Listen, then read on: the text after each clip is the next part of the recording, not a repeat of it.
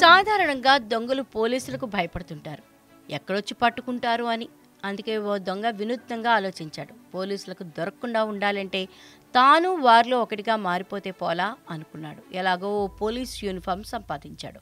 రోజు ఆ పోలీస్ దుస్తులు వేసుకుని తానొక కానిస్టేబుల్ని అంటూ లాఠీ చేత్తో పట్టుకుని బెళ్లప్పిస్తూ చోరీలకు పాల్పడటం మొదలుపెట్టాడు. పోలీస్ గెటప్ వేసిన దొంగ లక్షణం పోదు కదా, దొరికిపోయాడు. అసలు పోలీసులు రంగంలోకి దిగేసరికి నకిలీ పోలీస్ భాగోతం బయటపడింది. ఈ ఘటన నిర్మల్ జిల్లాలో చోటు చేసుకుంది. కడెం మండలం కొండుకూరు గ్రామంలో వరుసగా చోరీలు జరుగుతుండటంతో స్థానికులు తలలు పట్టుకున్నారు. చివరికి ఓ పోలీసే దొంగని తెలిసి అవాక్కయ్యారు. కానిస్టేబుల్ బట్టలు వేసుకుని లాఠీ చేత్తో పట్టుకుని టీవీగా వచ్చి పెట్రోల్ బంక్లో సెల్ ఫోన్ కొట్టేసి సమీపంలోని ఓ దాబాలో మరో చోరీకి యత్నిస్తుండగా స్థానికులు పట్టుకున్నారు. వెంటనే పోలీసులకు సమాచారం ఇచ్చారు. రంగంలోకి దిగిన పోలీసులు నిందితుడిని అదుపులోకి తీసుకుని విచారణ చేపట్టారు. నిందితుడు కరీంనగర్కు చెందిన వ్యక్తిగా గుర్తించారు.